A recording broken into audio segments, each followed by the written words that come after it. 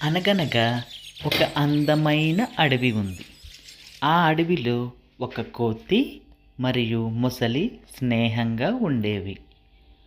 ఆ కోతి రోజు కొన్ని నేరేడు పండ్లను తన మిత్రుడి మొసలికి ఇచ్చేది.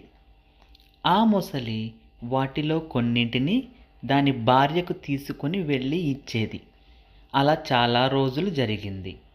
ఒకరోజు ఆ మొసలి భార్య, కోతి ఇచ్చే నేరేడు పండ్లే ఇంత రుచిగా ఉంటే ఇక దాని గుండె ఇంకెంత రుచిగా ఉంటుందో అని, కోతి గుండె తినాలని ఉంది అని ఆ మొసలికి చెప్పింది.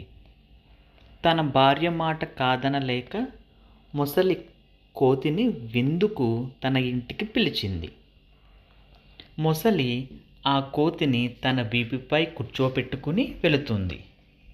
నది మధ్యకు చేరాక తన భార్య యొక్క ప్లాన్ను కోతికి చెప్పింది. అప్పుడు వెంటనే కోతికి ఒక ఉపాయం వచ్చింది. ఆ తెలివైన కోతి మొసలితో, అయ్యో మిత్రమా, నా యొక్క గుండెను ఆ చెట్టుపైనే వదిలేసి వచ్చాను, ముందే చెబితే అయిపోదువు కదా అని అన్నది. దానికి అప్పుడు తెలివి తక్కువ మొసలి కోతిని వెనకకు తీసుకుని వెళ్ళింది. వెంటనే ఆ కోతి చెట్టుపైకి ఎక్కేసింది. దాంతో ఆ మొసలి బిత్తర మొహం పెట్టుకుని వెనకకు వెళ్ళిపోయింది.